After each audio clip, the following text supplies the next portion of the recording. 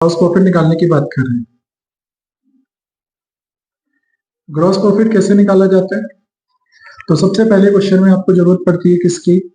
Net sales की, जिसको आप रेवेन्यू फ्रॉम ऑपरेशन भी बोल सकते हो।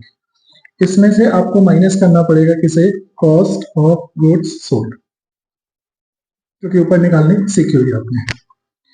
इसके बाद आपके पास दूसरी जरूरत पड़ती है आपको किसकी? ऑपरेटिंग कॉस्ट की। ऑपरेटिंग कॉस्ट में बेसिकली जो आपका कॉस्ट ऑफ गुड्स सोल्ड है वो तो आता ही आता है, प्लस इसमें ऑपरेटिंग एक्सपेंस भी शामिल होते हैं।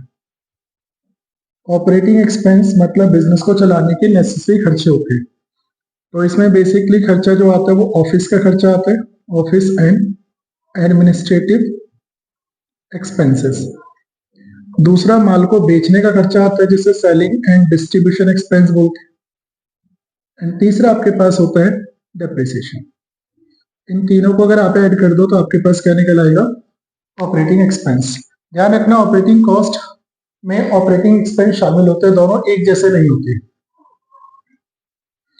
नेक्स्ट आपको जरूरत पड़ती है ऑपरेटिंग प्रॉफिट निकालने की।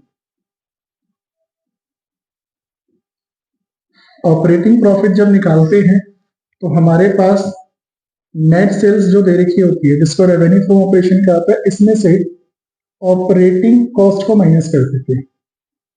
ऑपरेटिंग कॉस्ट पता ही है, दो चीजों को जोड़ के निकलती है, कॉस्ट ऑफ गुड्स सोल्ड को प्लस ऑपरेटिंग एक्सपेंसेस को। तो हमारे पास एक नया फॉर्मूला बन सकता है, नेट सेल्स में से हम किसे माइनस कर दें?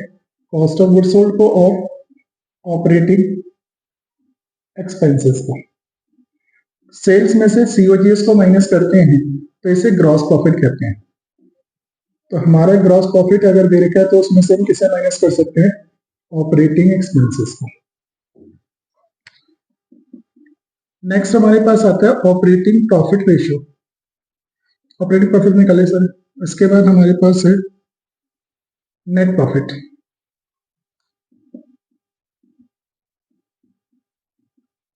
नेट प्रॉफिट अगर हमें निकालना हो तो सबसे पहले हम भाई शुरुआत नेट सेल से ही होती है। इसमें से आप जितने भी बिजनेस के खर्चे होते हैं और जो नॉन बिजनेस के खर्चे होते हैं सब माइनस करते हैं। उसमें ऑपरेटिंग एक्सपेंस भी आते हैं, नॉन ऑपरेटिंग एक्सपेंस भी आते हैं,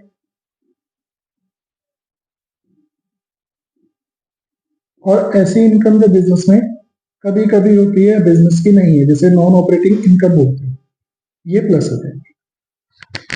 अगर इसको थोड़ा और ध्यान से देखो तो नेट सेल्स माइनस सीओजीएस करोगे तो इसे ग्रॉस प्रॉफिट बोल सकते हो। ग्रॉस प्रॉफिट में से आपको ऑपरेटिंग एक्सपेंस माइनस करना है, नॉन ऑपरेटिंग एक्सपेंस माइनस करना है और नॉन ऑपरेटिंग इनकम प्लस करना है। इसके अंदर ग्रॉस प्रॉफिट में से अगर आप ऑपरेटिंग एक्सपेंस को माइनस कर दोगे तो इसे आप क्या बोलते हो? Operating profit. तो आपके पास एक नया फॉर्मूला ये बन गया कि ऑपरेटिंग प्रॉफिट में से आप डायरेक्टली नॉन ऑपरेटिंग एक्सपेंस को माइनस कर दो और नॉन ऑपरेटिंग इनकम प्लस कर दो। नॉन ऑपरेटिंग एक्सपेंस मतलब लॉस ड्यू टू फायर वगैरह होते हैं, आप डोनेशन देते हो या इंटरेस्ट पे करते हो, ये खर्चे बिजनेस के नहीं होते, बिजनेस के अलावा खर्चे माने जाते हैं। नॉन ऑपरेटिंग इनकम जैसे एसेट्स को बेचने पे प्रॉफिट होता है तो profit on sale of assets, या फिर आपको रेंट मिल रहा है, डिविडेंड मिल रहा है, ये नॉर्मली आपके पास एक्स्ट्रा इनकम होती है जिनको नॉन ऑपरेटिंग इनकम बोलते हैं। फिर आपके पास नेक्स्ट जो जरूरत पड़ती है आपको वो पीबीआईटी की रहती है। पीबीआईटी निकालना पहले ही सिखा दिया आपको, और बस ये फॉर्मूले थे हमारे जिनकी जरूरत हमें पड़ती है इस क्वेश्चन को करते हुए, रेशियोज को। इसके अलावा क्वेश्चन में आपसे एक दो बातें और मांग लेते हैं। क्वेश्चन कहता है आप क्या निकाल के दिखाओ? एवरेज कलेक्शन पीरियड निकाल के दिखाओ।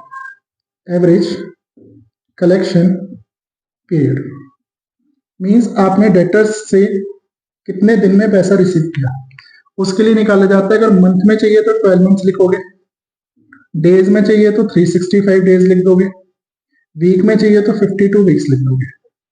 अगर एग्जामिनर क्वेश्चन में ये लिखता है कि साल में 365 की जगह 360 दिन माने तो 360 दिन लगोगे, डिवाइडेड बाय कर दोगे इसको ट्रेड रिसीवेबल टर्नओवर रेशियो से। इसी तरह से एवरेज पेमेंट पीरियड होता है जिसको डेट पेमेंट पीरियड भी बोलते हैं। तो इसको निकालने के लिए भी सेम तरीका, 12 मंथ्स या 365 डेज या फिर 52 weeks divided by trade payable turnover ratio, ये निकालते हैं हम लोग कैलकुलेशन में जब हमें जरूरत पड़ती है। नेक्स्ट अगर हम बात करें तो एक दो चीजें हमें ध्यान रखनी पड़ती है। एग्जांपल के लिए क्वेश्चन में सेल्स दे रखा होता है, तो सेल बताता नहीं कि कौन सी सेल है, तो हमेशा ज्यूम करोगे ये कौन सी सेल है आपकी, क्रेडिट सेल्स। दूसरा, परचेज अगर आपको नहीं बताते तो उसे भी क्या मान के चलोगे कि जो परचेज दे रखे हैं ये भी आपके पास क्रेडिट परचेज है।